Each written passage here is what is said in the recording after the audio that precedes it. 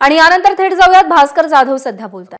Print मीडियाचे प्रमुख मंडळी आणि इलेक्ट्रॉनिकचे सर्व प्रतिनिधी, सहकारी मित्रांनो, आज आपल्याला विशेष करून मी या ठिकाणी पाचारण केलं आणि आपण आलात त्याबद्दल सुरुवातीलाच मी आपल्या सर्वांना धन्यवाद देतो।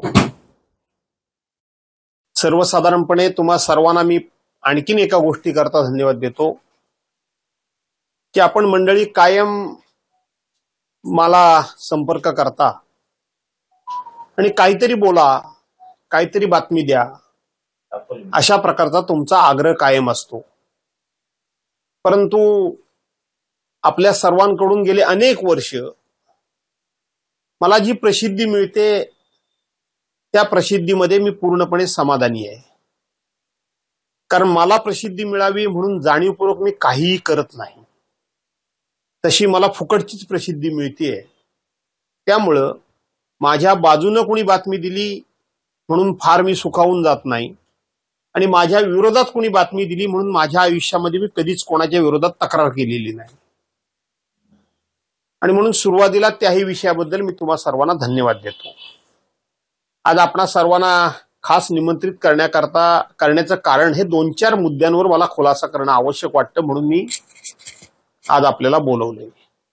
सर्वसाधारणपणे एखादा विषय मी बोललो नाही आणि त्या संदर्भामध्ये काही जर बातम्या प्रसारित झाल्या तर त्याचाही मी कधी खुलासा करत नाही, आणि एखादा विषय जर मी बोललो तर त्या संदर्भामध्ये सुद्धा मी नंतर माझे बोललेले शब्द मी कधी मागे घेत नाही आणि मी कधी सारवासारव करत नाही। परंतु आज आपल्या सर्वांना बोलवण्याचं कारण, गेले 4 दिवस संपूर्ण प्रसार माध्यम, खास करून इलेक्ट्रॉनिक मीडिया हा माझ्या नावानंच जवळजवळ व्यापला गेलाय अशी सर्वसाधारणपणे परिस्थिती दिसतीये।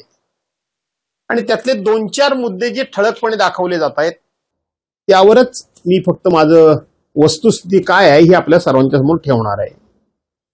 पहिली गोष्ट, आपल्या सर्वांच्या समोर एक विषय जो आला तो म्हणजे मला शिवसेना पक्षानं माझ्या कार्यक्षमतेप्रमाणे मला काम करण्याची संधी दिली नाही, अशा पद्धतीची मी नाराजी व्यक्त केली। हा एक विषय प्रामुख्याने दाखवला जातोय। मी नम्रपणे सांगतो की असं माझा शब्दप्रयोग कुठे असेल तर आपण नक्की प्रसारित करा। माझा शब्दप्रयोग हा आहे की माझ्या क्षमतेप्रमाणे गेल्या 43 वर्षामध्ये मला पुरेपूर काम करण्याची संधी मिळाली नाही, हा माझा शब्दप्रयोग आहे। कुणी दिली नाही, कुठल्या पक्षाने दिली नाही, कुठल्या नेत्याने दिली नाही असा माझा आक्षेप नाही। त्याच्या पुढे जाऊन मी असं बोललो की हे केवळ माझ्याच वाट्याला आलं अशातला भाग नाही, हे असं अनेकांच्या बाबतीत घडतं आणि म्हणून हे माझं दुर्दैव आहे। हा दोष मी माझ्याकडे घेतला, हा पहिला खुलासा। दुसरा खुलासा, आमचे एक सहकारी रत्नागिरी जिल्ह्यातले माजी आमदार राजन साळवी यांनी उद्धव बाळासाहेब ठाकरे पक्षाची साथ सोडली त्या संदर्भामध्ये। सर्वसाधारणपणे जातो त्याला जायचं असेल त्यांनी जा, हा विचार माझा नाही। हा विचार मी मांडत असताना आपले सहकारी आपल्याबरोबर राहिले पाहिजेत याकरता आपण प्रयत्न केला पाहिजे, ही भूमिका मी मांडली। पक्षप्रमुखांनी जरूर हे विधान करावं, तो त्यांचा हक्क आहे, तो त्यांचा अधिकार आहे। त्याने अनेकांना अनेक गोष्टी दिलेल्या असतात, तरी सुद्धा जर कोण सोडून जात असेल, समजावून सुद्धा तो थांबत नसेल तर शेवटी पक्षप्रमुखांनी ही भूमिका घेणं योग्य आहे असं मी समर्थन केलं। पण पक्षप्रमुख बोलतात म्हणून आम्ही बोलावं हे योग्य नाही, हे मी कालही म्हणालो होतो आणि आजही म्हणतोय।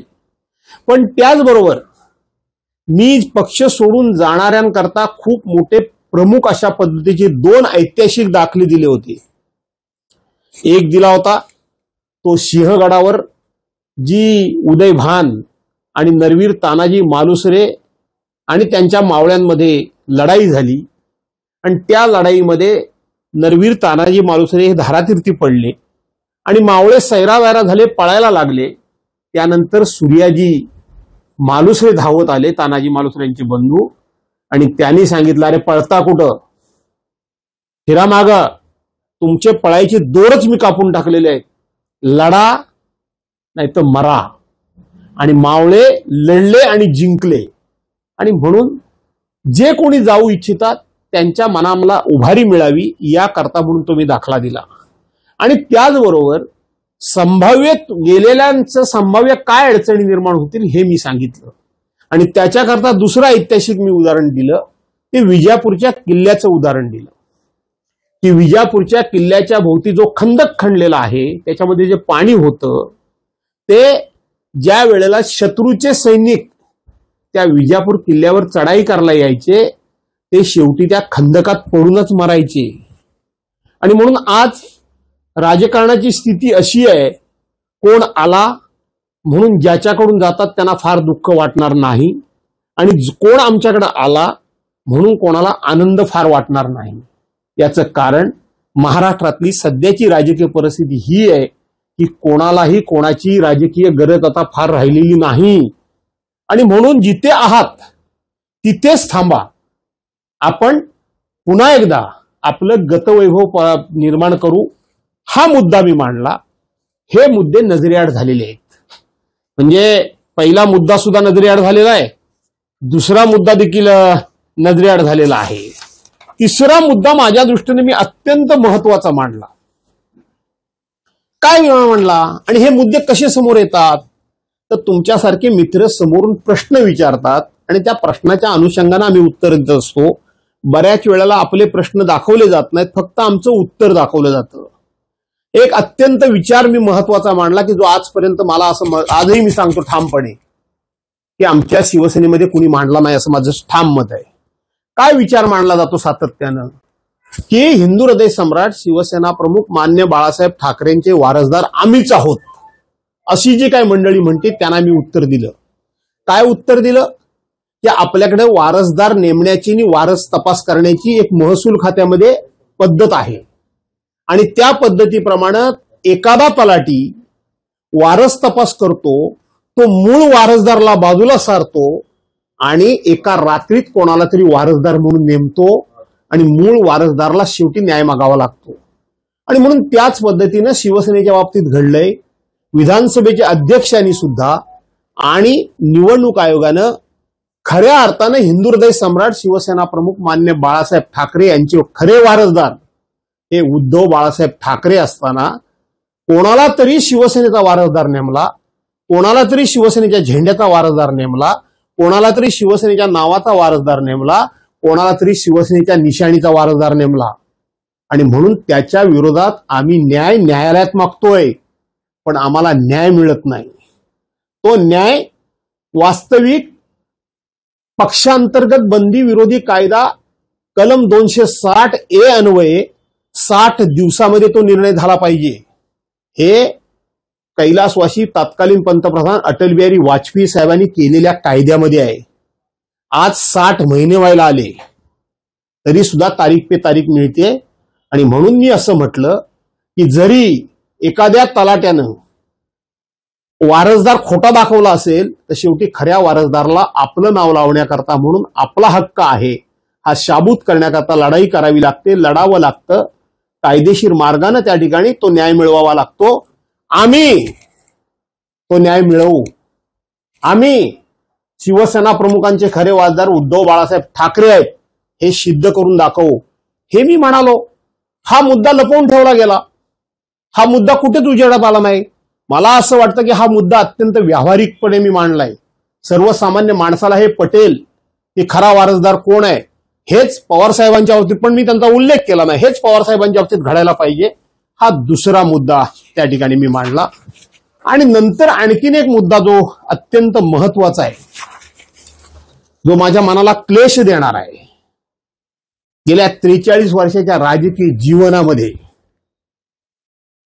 कधीही कुठलीही गोष्ट मिळवण्याकरता, कुठलंही पद मिळवण्याकरता मी कधी नौटंकी केली नाही, मी कधी नाटकबाजी केली नाही, मी कधी रडगाणं गात बसलो नाही आणि मी कधी कुठल्याही प्रकारचं अशा पद्धतीचं नाटक सुद्धा मी कधी केलं नाही.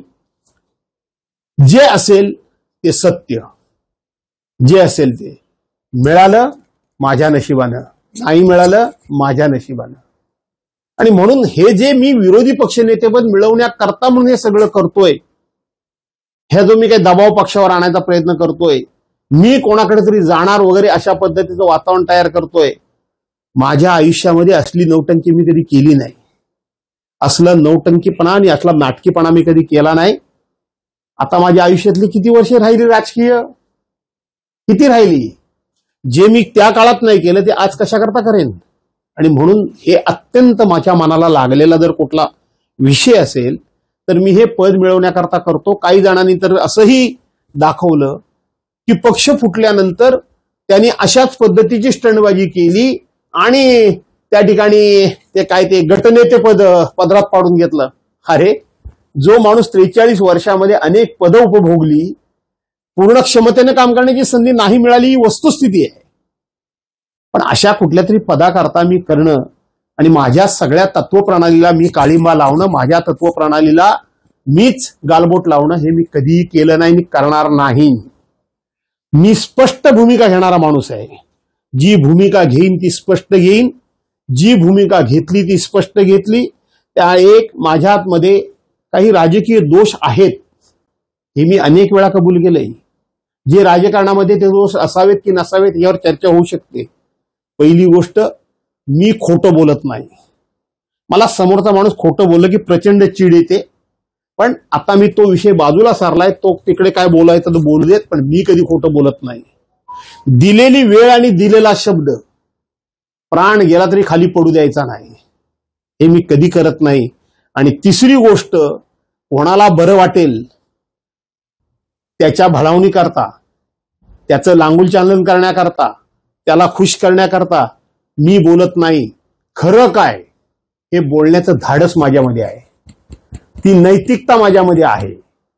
आणि म्हणून मी नियतीवर विश्वास कालही ठेवला होता, आजही ठेवतोय आणि उद्याही असेल. म्हणून कोणाला बरं वाटावं याकरता मी बोलत नाही. तर खरं काय आहे हे मी बोलत असतो. हा माझा राजकारणातला दोष आहे हे मला माहिती आहे, हे मी मान्य करतो. पण मी मगाशीच सांगितलं की आता 43 वर्षाची राजकीय कारकीर्द माझी झाली. उत्तरार्धाच्या कारकिर्दीला मी लागलेला कार्यकर्ता आहे. काहीतरी ह्या अडचणीच्या काळामध्ये आपल्या हातून चांगलं घडावं याकरता म्हणून ही माझी तळमळ आहे, याच्यापेक्षा वेगळं काही नाही. आणि म्हणून आजपर्यंत जे जगलो ते चांगलं की वाईट ह्याचा हिशेब करत असण्यापेक्षा त्यातून फायदा झाला की नुकसान झालं याचा विचार न करता आयुष्यामध्ये 43 वर्षे ज्या तत्वानं जगलो, ज्या विचारानं जगलो आणि ज्या माझ्या वेड्यावाकड्या कार्यपद्धतीनं जगलो त्याच कार्यपद्धतीनं मी जगणार आहे. हे 3-4 प्रमुख खुलासे करण्याकरता म्हणूनच मी या ठिकाणी तुम्हाला बोलवलं. त्याचबरोबर राजन साळवी गेले, जाऊ नये म्हणून मी म्हटलं, पण गेल्यानंतर पहिला म्हणणारा माणूस मी आहे की राजन साळवी गेले म्हणजे अख्खं कोकण गेलं नाही असं म्हणण्याचं काही कारण नाही. आजही हिंदू हृदय सम्राट शिवसेना प्रमुख मान्य बाळासाहेब ठाकरेंची पुण्याई आबादीत आहे, शाबूत आहे. ती पुण्याई फळाला यावी म्हणून आम्हाला कष्ट करावे लागतील, आम्हाला मेहनत घ्यावी लागेल, आम्हाला काही निर्णय घ्यावे लागतील. अशी भूमिका मांडणं म्हणजे ही पक्षविरोधी भूमिका असेल असं मला वाटत नाही. एवढाच मला खुलासा करायचा होता. आणि म्हणून जे मी बोललो नाही किंवा जे बोललो ते बाजूला ठेवलं गेलं आणि जे मी बोललो नाही त्याचा अन्वयार्थ काढला. मी सांगतो तेच की जसं मी सांगितलं की मला पक्षानं संधी दिली नाही असं नाही, तर ते माझं दुर्दैव आहे असं मी म्हणालो. दुर्दैव आहे, पक्षानं संधी दिली नाही असा माझा शब्द प्रयोग जर असेल तर तो प्रसिद्ध करा. मी माझा शब्द मागे घेईन, पण मला माहित आहे मी खोटं बोलत नाही. त्यामुळे मी जे बोललो ते बोललो आणि नाही ते नाही. कोकणामध्ये ज्या पद्धतीने आता पक्षप्रवेश होत आहे, आता आपण एवढ्या पुरुषात आता पत्रकार परिषद आहे आज. प्रश्न माझे ह्या संदर्भात काय असतील तर बाकी नवीन प्रश्न आज काय आपण घेऊया नको, याकरता आपण मला सहकार्य करावं. नेते म्हणून ठीक आहे, मी सांगितलं ना, त्याच्यावर आपण बोलू नंतर. आज नवीन प्रश्न नाही. गेले 4 दिवस भरपूर प्रश्न उपस्थित झालेले आहेत. आपण नंतर बोलू. तर आमदार भास्कर जाधव यांच्या नाराजीची चर्चा होती आणि अशी कोणतीही नाराजी मी व्यक्त केली नाही असं स्पष्टीकरण आता भास्कर जाधव यांनी पत्रकार परिषद घेऊन दिलेलं आहे. तर मागच्या 44 वर्षांच्या राजकीय कारकिर्दीमध्ये मी कोणाचंही लांगुलचालन केलं नाही असंही त्यांनी म्हटलंय. एबीपी माझा, उघडा डोळे बघा नीट.